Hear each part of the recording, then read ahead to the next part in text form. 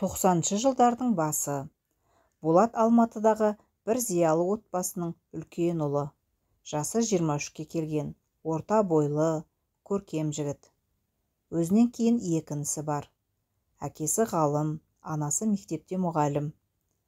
Болат келісті жігіт болған соң мектепте оқып жүрген кездақ талай қыздың жүрегін жаулаған. Жоғары сыныпта оқитын қыздар оған хат жазушы еді. Жігіттер әдетте ұнатқан қызға хатты алдымен жазады ғой. Ал Болат жүрегі қалаған қызға хат жазып әуре болмайтын. Қалада бойжеткендер ауылдың қыздары сияқты емес. Көбісі жігітпен еркін қыдырады. Болат 8-ші сыныптан бастап қыздармен қыдыруды бастады. Мектеп бітіргенде оқуға түсу туралы бас қатырмады десе де болады. Тамыр танысы көп. Әкесі атақты университеттің бірінен орын тауып отыр. Болат студент атанғанымен сабаққа қатысудан гөрі жора жолдастарымен сайран құруға бар уақытын арнады. Университетке анда-санда барады. Сессияны әкесінің таныстары жауып береді деп сенетін. Анасы болса жұмыстан соң үйге келетін туған туыс, қонақ күтумен әуре. 3 жылдың сыртта немен айналысып жүргеніне мән бермейді. Болат қызық қуып жүріп жоғары оқу орнының дипломында алды. Әкесінің таныстарына сеніп, жұмыссыз қалам деп бас қатырмады. Болаттың әкесі кәсіпорындардың біріне қызметке оңай орналастырды. Қызметкер атанса да Болаттың көңіліне желік кетпей, қыз қырқынмен қыдыруды жалғастырды. Сенбі, жексенбі үйде тұрмайтын үлкен ұлды әке-шешесі іздемейді, әрине. Дүйсенбі таңға дейін думанды кештің көрігін қыздырған Болат жұмысқа кешігіп келіп, бастығынан бірнеше рет сөгіс те алды. Сөйтіп жүргенде бірде ата-анасы оның үйде болған кезін пайдаланып, үйлену жөнінде сөз қозғады. Ұнатқан қызың болса айт, құда түсіп той жасайық деді әкесі. Болат төңірегіндегі көп қыздың қайсысы ерекше ұнайтынын бағамдап жатпады. Түрлі иіс су сеуіп, әдемі боянып, сәнді киінетін бойжеткендердің қай-қайсы да сұлу. Болат үйленуге әлі дайын еместігін айтты. Бір жыл өткенде Болат Айгүл есімді қызға ессіз ғашық болды. Бұл оның өміріндегі тұңғыш рет бойжеткенді құлай сүюі еді. Айгүл қаладағы институттардың бірінде жоғарғы курста оқиды.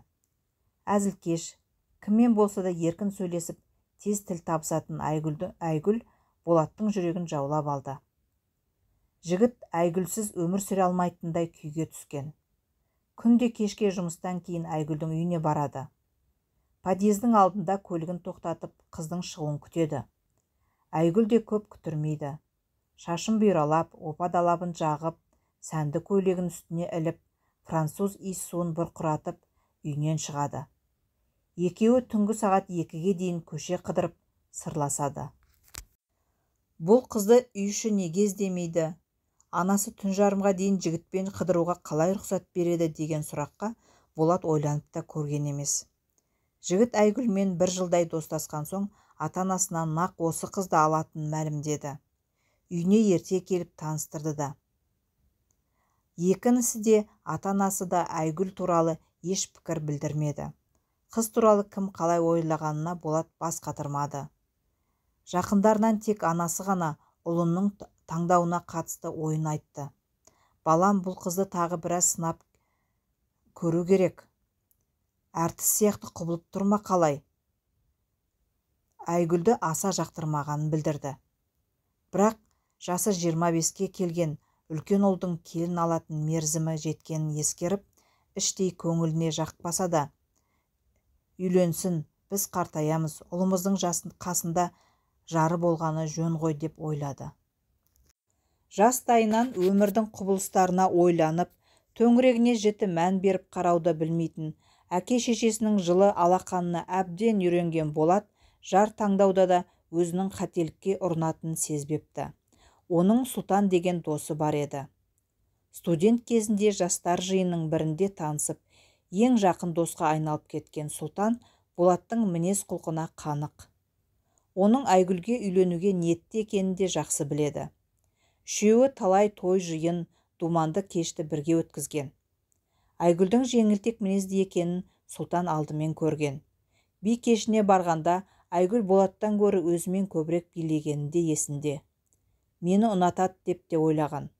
Айгүлдің Сұлтанға шуақты көзбен жалт қараған сәтін де ұмытпады. Демек ойы бар деп қойды.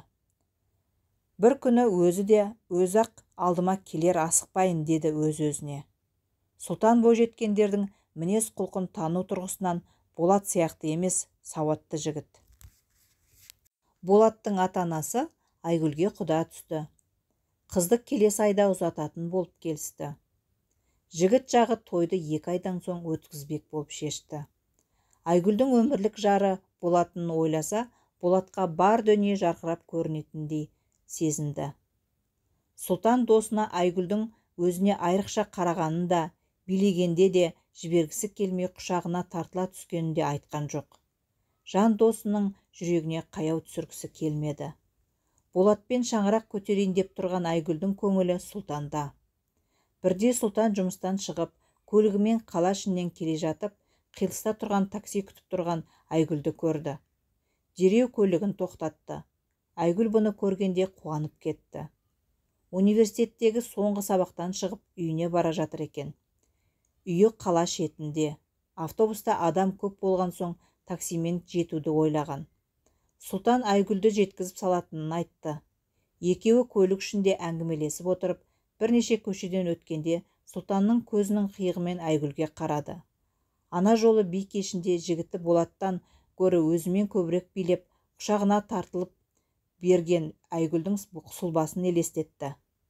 Көңілін бір желік биледі. Айгүля, деді бойжеткенге, үйіңде кім бар қазір? Қыз ата-анасының ауылдағы тойға кеткенін, інісінің каникул болғандықтан туысының үйінде екенін айтты. Демек, қыз жалғыз. Сұлтан көлігін қыздың үйінің алдына келіп тоқтатқанда, Айгүл, Сұлтанчик, жұмыстан кейін шаршаған шығарсың, екеуміз бірге тамақтанайық, деді. Сұлтан бас тартпады. Екеуі 3 бөлмелі қыз пәтеріне кірді. Айгүл университеттегі құрбылары туралы әңгімелей жүріп, кешкі ас әзірледі. Сұлтанның да көңіл күйі көтеріңкі. Екеуі Болатты мүлдем естен шығарды. Жігіт сол күні Айгүлдің үйіне қонып қалды. Таңертең екеуі бір төсекте оянды. Сұлтан артық сөз айтпады. Құлағына сырға салынып қойған, 2 аптадан кейін ұзатылайын деп отырған аруда түк болмағандай жайдары, әрқайсысы өз жөніне кетті. Сол күні кешке Болат Сұлтанды іздеп келді. Айгүлге құда түсуге жақын досы ретінде Сұлтанды ертетінін айтты. Булка, деді Сұлтан оған баласына ақыл айтар алдындағы әкесіндей салмақты түрмен. Айгүлдің өзіңе адал екеніне сенесің бе? Болат досының бұл сұрағына мән бермеді. Сұлтан досына Айгүлмен түнеп шыққанын жеткізді. Бұл жайтты саған өзім барып айтайын деген едім. Дос ретінде саған опасыздық жасады деп ойлама. Қалыңдықтың саған опасыз екенін дәлелдеді деп түсін. Иә, дәлелдеуді ойламасам да, бәлкім нәпсі жетегінде кеткен болармын, бірақ менің қателігімнің арқасында қалыңдықтың адал еместігі ашылды ғой. Болаттың төбесінен жай түскендей болды. Сұлтанға ренжімеді. Қыз күйінде аламын деп ойлаған бойжеткеннің дәл ұзатылар алдында басқа біреумен бірге болғанына ызаланды. Айгүлді тепкілеп тастағысы келді. Сұлтан, Булка, одан өш алам деп ойлама. Жөніне жібер. Енді ол саған керек емес, маған да, деді. Болаттың анасы қыздарының бұзылғандығын Айгүлдің әке-шешесіне айтып, екі жақ ренжісіп тынды. Содан кейін Болат Айгүлді көрген жоқ. Ол да бұны іздемеді. Содан кейін Болат қыз атаулыға күмәнмен қарай бастады. Досы Сұлтан әке-шешесінің таңдауымен көп балалы отбасынан шыққан ауылдың қызына үйленді. Болат жігіт жолдас болып тойға қатысты. Одан кейін де талай тойларды көрді. Көптеген бойжеткенмен дастархандас болды. Бірақ бірде біреуіне көз салған жоқ. Қыз атаулы оған опасыз сайқал болып көрінді. Күйіктен ішіп кеткен кезі де болды. Ата-анасы дәрігерге қаратып емдетті. Сөйтіп ол жасы 30-ға толғанша ешбір қыз келіншекке жоламады. Екі інісі бірінен кейін бірі үйленді. Ал Болаттың жар сүйіп, балалардың әкесі болуға деген ниеті мүлде жоқ. Жұмыстан келеді, теледидарды қосып фильм көреді. Тамақты да жеке ішуді әдет қылған. Ойын сауық думанды кеш жас кезімен ерте артта қалғандай. Қыз қуып, қызық іздеу деген ұғым санасынан мүлдем шықты. Қызметінде де талай қиындықтар кезікті. Бастығымен қоса қаржылық дауға ілініп, әкесінің күшімен басы аман қалды. Сондай кезде барар жер таппаған соң түнгі клубтарға кіретін. Жолдастарының бәрі үйленіп кеткен, ата-анасымен бойдақ күйде тұрып жатқан осы ғана. Болат түнгі клубтан үстіне ілер лыпасы, тәнінің болмашы жерін жапқан сайқалдарға қарай бастады. Түнгі клубтың дәмін татқан ол, жасы 40-қа толғанша жын ойнақ мекенін екінші үйге айналдырды.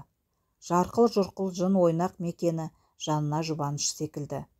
Болат жасы 41-ге толған жылы қатты ауырды. Дәрігерге қаралып еді, жыныс мүшелерінің жұқпалы ауруы деген диагноз қойды. Ата-анасына айтпай ұзақ емделді. 3 жыл өткенде дәрігер өзіңізді күтіңіз, таза жүріңіз, ем бұнымен бітті екен деп ойламаңыз, мына дәріні ішіп уақытлық келіп тұрыңыз деп айтқаны бар. Маңдайын ақ шалып, сақалына қырау түсе бастағанын да сезеді. Кейде қоғамдық орындарда екі достарын көріп қалады. Кейбірінің балалары үйленіп, тіпті немере сүйіп отыр екен. Саған қартаю ерте үйлен деген екі інісінің сөзіне құлақ аспады. Інілерінің 3-3-тен баласы бар. Алды жоғары сыныптарда оқиды. Болаттың жасы 50-ге толды. Келіндері қайнаға ретінде Болатты құрметтегенімен, әлі де болса жеке отбасын құрып, бөлек тұрса деген ойлары бар. Оны туыс қыздармен таныстыруды да жоспарлаған. Бірақ жас кезінде қыздан аузы күйген азаматқа жар табу жөніндегі жанашырлардың жоспары қаншан жүзеге асар екен.